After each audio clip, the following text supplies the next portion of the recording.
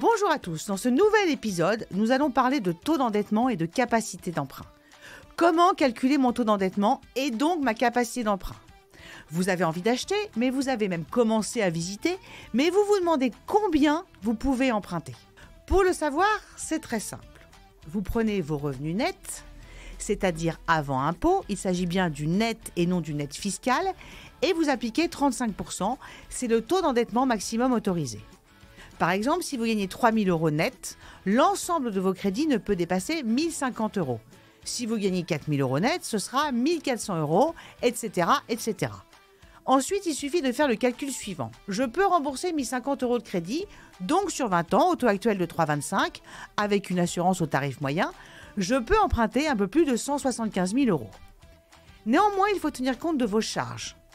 Pension alimentaire éventuelle, crédit en cours par exemple, déjà existante et surtout persistante après l'achat. Le loyer actuel ne rentre évidemment pas en compte car il sera remplacé par le nouveau crédit.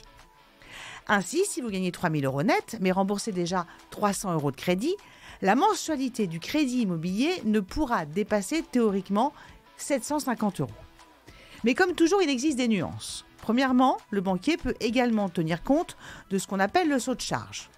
Si vous montrez qu'avec ces différents crédits, vous réussissiez à payer un loyer de 850 €, cela signifie que vous pouvez tout à fait rembourser un crédit d'un montant équivalent. Il pourra alors dépasser légèrement la règle des 35% d'endettement, préconisée quand même.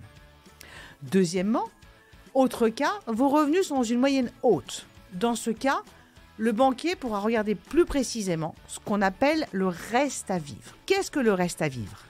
C'est ce qui vous reste une fois les crédits remboursés.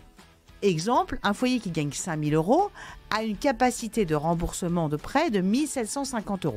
Mais si on va au-delà, par exemple jusqu'à 1 900 € de crédit, il lui reste quand même toujours, pour vivre, 3 100 € malgré un taux d'endettement à 38%. Mais attention, les banques doivent suivre des règles strictes et ne peuvent pas aller très au-delà de ce type d'effort. Un dernier petit conseil, vous avez vu qu'on va tenir compte de l'ensemble de vos crédits prélevés.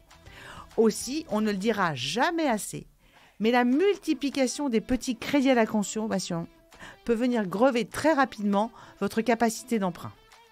Alors, un petit conseil, s'il vous reste peu à rembourser et que c'est jouable financièrement, n'hésitez pas à les rembourser par anticipation avant de faire votre demande de prêt.